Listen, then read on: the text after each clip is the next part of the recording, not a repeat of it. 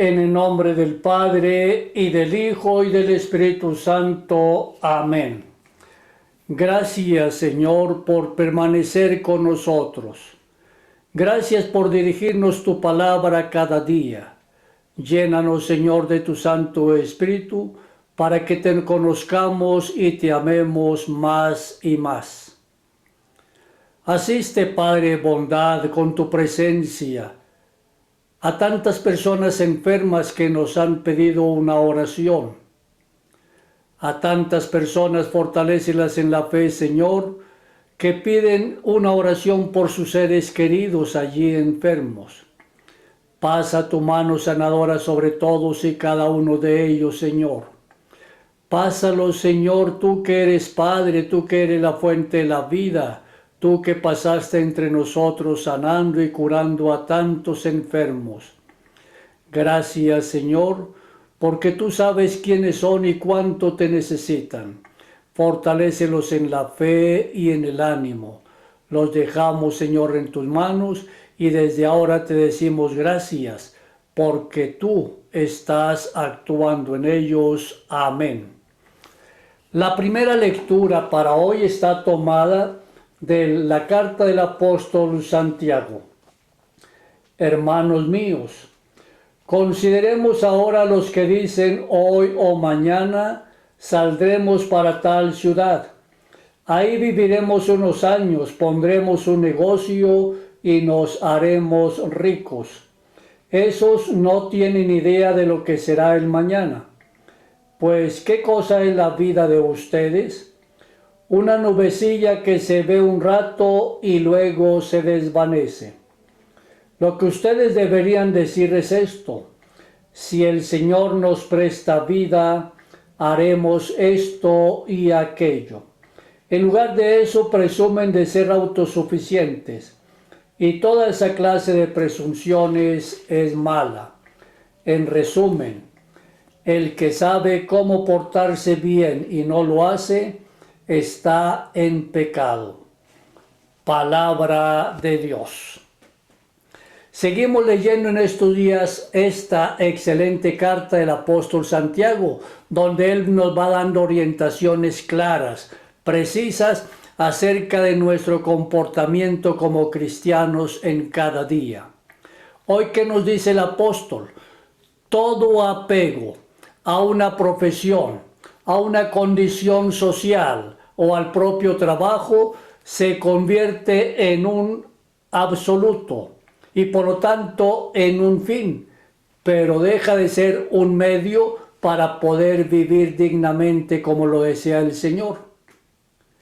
En una meta, ya sea en la vida espiritual o material del hombre y del cristiano.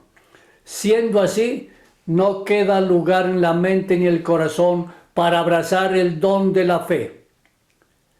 Todo apego nos aleja con mucha frecuencia de Dios y de nuestros hermanos.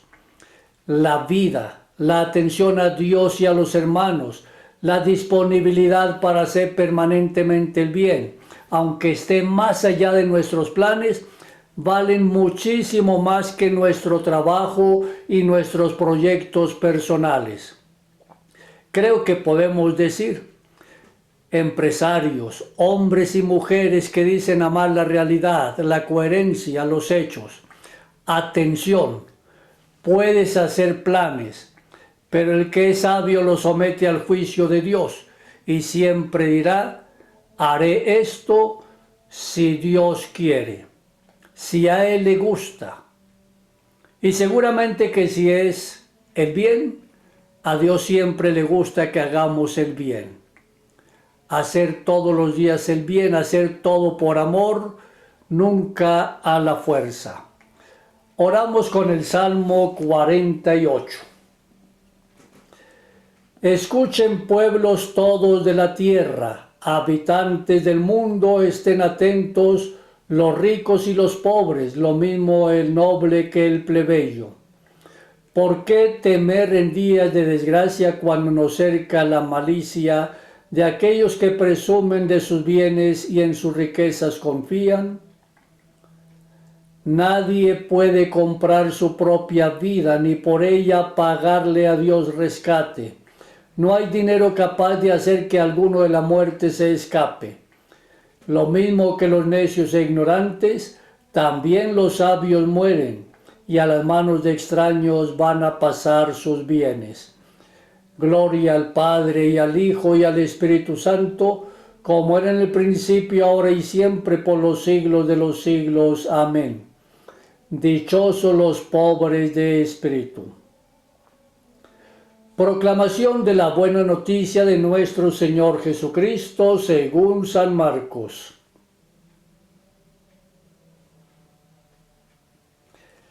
En aquel tiempo, Juan le dijo a Jesús: hemos visto a uno que expulsaba a los demonios en tu nombre, y como no es de los nuestros, se lo prohibimos.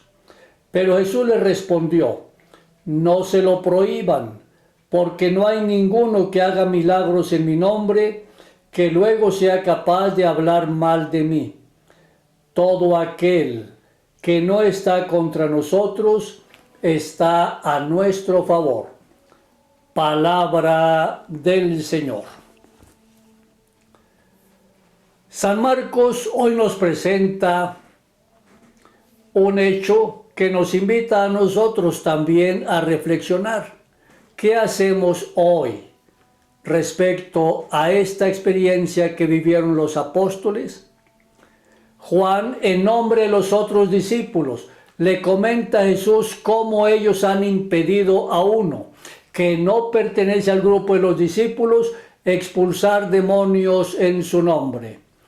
Jesús, por su parte, le responde con un refrán que expresa la tolerancia cristiana.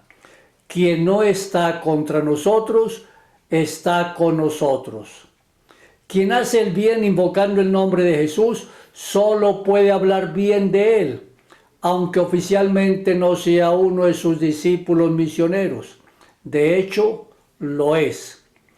¿Cuántos cristianos anónimos hay en el mundo presente que no son obstáculo para la evangelización, para el anuncio de la buena nueva, para el anuncio de la persona del Señor Jesucristo? Si actúan en su nombre siguiendo la voz de la conciencia, beneficiándose del clima cristiano, aunque no posean la partida de bautismo. La semilla del verbo, la palabra de Dios, Dios mismo está presente en todas las personas. ¿Qué sucede? Que podemos encontrar personas evangelizando, aunque no sean de la iglesia. Y frente a ellos, la iglesia nos ha invitado tradicionalmente a entrar en un diálogo. Qué hermoso poder dialogar con personas que están buscando al Señor o viviendo la fe en distintas formas religiosas. Pero dialogar con ellos no significa renunciar a los principios de nuestra fe, renunciar a los principios que el Señor nos ha dejado en la iglesia. No significa renunciar a todas las posibilidades que tenemos para ser testigos creíbles del Señor Jesucristo en la iglesia fundamentada por Él, la iglesia católica. No obstaculicemos a estos hermanos con una mente estrecha parecida a la de Juan en aquel momento. Más bien hagamos el esfuerzo de ganarlos definitivamente para Cristo en la iglesia, en la que pueden llegar a ser nuestros amigos y copartícipes de la misión a la que el Señor nos llama, a anunciarlo por todo el mundo.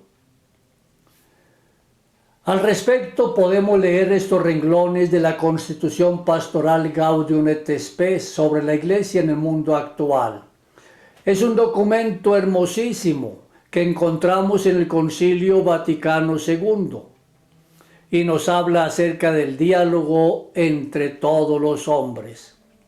Dice así el texto: la Iglesia, en virtud de la misión que tiene de iluminar a todo el orbe con el mensaje evangélico y de reunir en un solo espíritu a todos los hombres de cualquier nación, raza o cultura, se convierte en señal de la fraternidad que permite y consolida el diálogo sincero.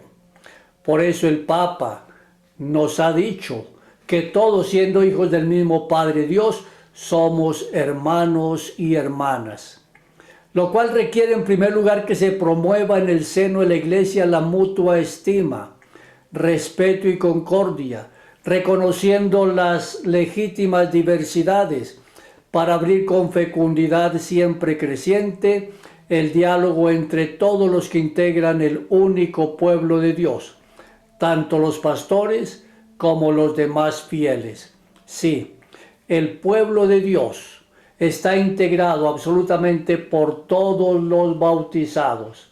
Y qué bueno poder crecer siempre en el sentido de fraternidad, pensar en la otra persona, descubrir el rostro de Cristo en la persona con quien nos encontramos. Los lazos de unión de los fieles son mucho más fuertes que los motivos de división entre ellos. Haya unidad en lo necesario, libertad en lo dudoso, caridad en todo. Nuestro espíritu abraza al mismo tiempo a los hermanos que todavía no viven unidos a nosotros en la plenitud de comunión, y abraza también a sus comunidades. Con todos ellos nos sentimos unidos por la confesión del Padre y del Hijo y del Espíritu Santo y por el vínculo de la caridad, conscientes de que la unidad de los cristianos es objeto de esperanzas y deseos hoy incluso por muchos que no creen en Cristo. Los avances que esta unidad realiza en la verdad y en la caridad bajo la poderosa virtud y la paz para el universo mundo. Por ello, con unión de energías y en formas cada vez más adecuadas para lograr con eficacia este importante propósito, procuremos que, ajustándonos cada vez más al Evangelio, cooperemos fraternalmente para servir a la familia humana, que está llamada en Cristo Jesús a ser la familia de los hijos de Dios. Sí, todos estamos llamados a ser la familia de los hijos de Dios, pero no todos hemos aceptado de la misma manera ser de esta hermosísima familia. Aún así, Dios de alguna manera sigue vibrando en la mente y en el corazón de quienes no creen en Él o de quienes lo están buscando en lugares equivocados. Nos dirigimos también por la misma razón a todos los que creen en Dios y conservan en el legado de sus tradiciones preciados elementos religiosos y humanos, deseando que el coloquio abierto nos mueva a todos a recibir fielmente los impulsos del Espíritu y a ejecutarlos con ánimo alegre. ¿Cuántas personas creen en Dios? Tantos pueblos en el África y todos los lugares del mundo buscan a Dios en distintas formas religiosas, gentes de buena voluntad. Por eso se habla de coloquio, de diálogo sincero con ellos. No despreciarlos por no pertenecer a la iglesia, sino dialogar con ellos, decía, sin renunciar a nuestras convicciones de fe y compromisos cristianos, pero sí dialogar con ellos para irles presentando a la persona del Señor Jesucristo, irles presentando realmente la buena nueva. Me acuerdo de un hermano misionero por allá en el norte de Camerún, África. Hace más de 20 años, unos 25 años, fue enviado como misionero al norte del África. Y lo primero que él hizo fue escuchar. Y todos los días caminaba por esos senderos con una libreta en el bolsillo y un lapicero. Iba cantando, iba sonriendo, y por donde se encontraba alguien de lejos le hacía una señal de saludo. Unos 3 meses después de estar en esa experiencia, le sale una persona al encuentro y le pregunta: Blanco, ¿usted por qué se interesa por nosotros? Y este hermano misionero le dijo: porque el Dios que te ama a ti es el mismo que me ama a mí. Y entonces él le dijo, qué bien, me gustaría conocer al Dios en el que usted cree. Y se pusieron de acuerdo y desde aquel día el misionero comenzó a explicarle la Sagrada Escritura, a visitarlo con frecuencia, a explicarle todo lo de la iglesia, compartir con él la experiencia de la fe. Hoy, ese buen hombre, que es el jefe de un pequeño grupo de pueblos, al mismo tiempo es el catequista, es el jefe de catequistas en aquella región, y esos pueblos han ido acogiendo la palabra de Dios en su mente y en su corazón.